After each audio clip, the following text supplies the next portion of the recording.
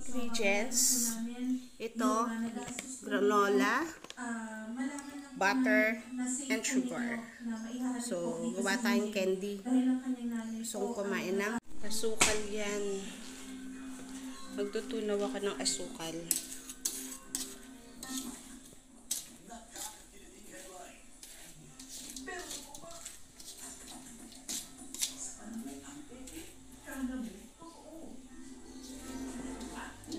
Ang hirap pala mag-video nung nagluluto, tapos yung kaliwang kamay mo hawak yung cellphone, tapos yung isang kamay mo naghahalo.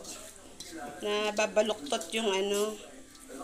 Wala pa kasi akong tripod.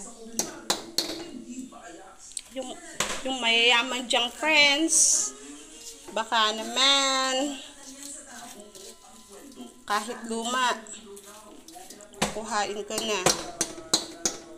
Hindi naman ako choosy, okay? Ayan na nga guys, nalulusaw na. Nagkakaramelize na yung ano ko, sugar ko. Katagal. Ayan, hinulog ko na yung ano, butter. So, para hindi na siya magdikit-dikit. So, still struggle pa rin ako sa paghawak ng camera at paghalo. Next, ang ihulog naman natin ay yung, ang tawag ba dyan? Granola. Yan. Ano ba ang tawag dito? Nakalimutan ko. Hindi, yung ano, Quaker Oats na may mga seeds. Gusto ko kasi yung mag-candy. Yung natamis na candy. Diba? Yun. Ayun. Yun, no? Ay, grabe. Napakasarap nito.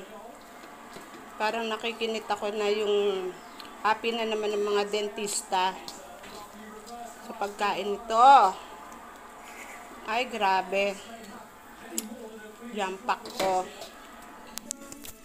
So, ito na nga.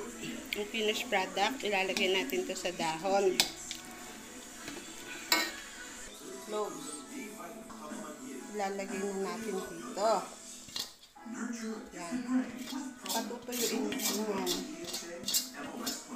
Saka ano na. Yan.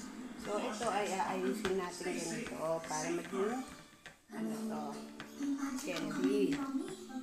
So, mamaya lang. Ito, may nakikita nyo dito sa plato. Meron pang ganyan. Mamaya dyan, green na lang makikita nyo dyan. Yung dahon na lang. Close. So, ayan na nga ang aking candy. O, ano bang sangkap niyan? High in fiber yan. Nuts and seeds. Yan. Meron niyang cashew nuts, red berries, blueberries, blackberries, at saka sunflower seeds. Yan. So, ayun na nga po. Natapos na ang aking candy. Candy po to. Hindi po ito kalamay or bigo. So, tikman natin. Hindi pa masyadong matigas kasi excited na kami kainin. Chewy to. Ay, grabe. Pwede na ako mag-asawa.